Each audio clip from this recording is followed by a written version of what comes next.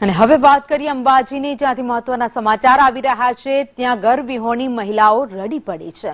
3 દિવસથી રોડ પર વિતાવી રહ્યા છે તેઓ રાત। તો 79 પરિવારના મકાન તોડવામાં આવ્યા છે। મકાન તોડ્યા બાદ તંત્રએ કોઈ જ વ્યવસ્થા નથી કરી। ઘરની માંગ સાથે જ 3 દિવસથી ટેન્ટમાં આશ્રય લઈ રહ્યા છે લોકો।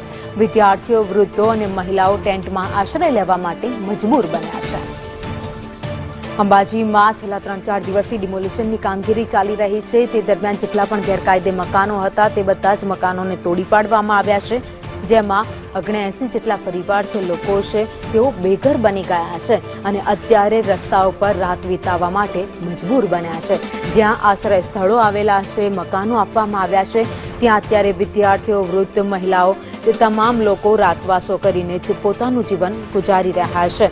જોકે વાત કરતા કરતા આ મહિલાઓ રડી પડી હતી, કારણ કે તેમનું પોતાનું ઘર હતું એ તેમની પાસેથી છીનવાઈ ગયું છે, તેને તોડી પાડવામાં આવ્યું છે। જો કે અત્યારે સરકારે મુહિમ ચલાવી છે।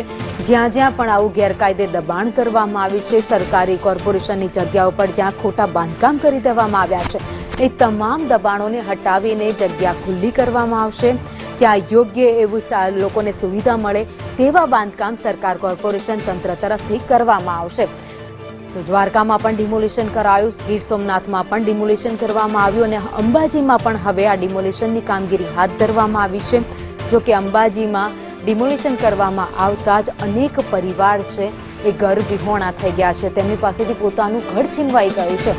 તે લોકોનું કહેવું છે કે ડિમોલિશન તો કરી નાખ્યું, પરંતુ અમને તંત્ર તરફથી કોઈ જ વૈકલ્પિક વ્યવસ્થા રહેવા માટે કરવામાં નથી આવી।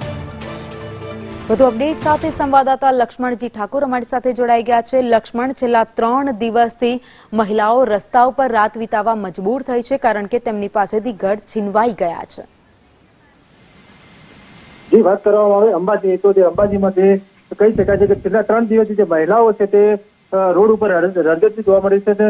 69 પરિવારના જે મકાનો તોડ્યા બાદ જેના બાળકો છે તે રોડ પર ભણવા માટે જે અભ્યાસ કરવા માટે મજબૂર બન્યા છે, તેને લઈને જે મહિલાઓ છે તે આજે જે કહી શકાય 3 દિવસથી જે રોડ રસ્તા ઉપર ઉતરી અને જમવાનું પણ રોડ પર બનાવી રહી છે। રાત્રે પણ રોડ ઠંડીમાં રાત વિતાવી અને અત્યારે પણ જે કહી શકાય છે કે એ લોકો આજે મહિલાઓ છે પણ રડતી જોવા મળી હતી। આભાર માહિતી માટે।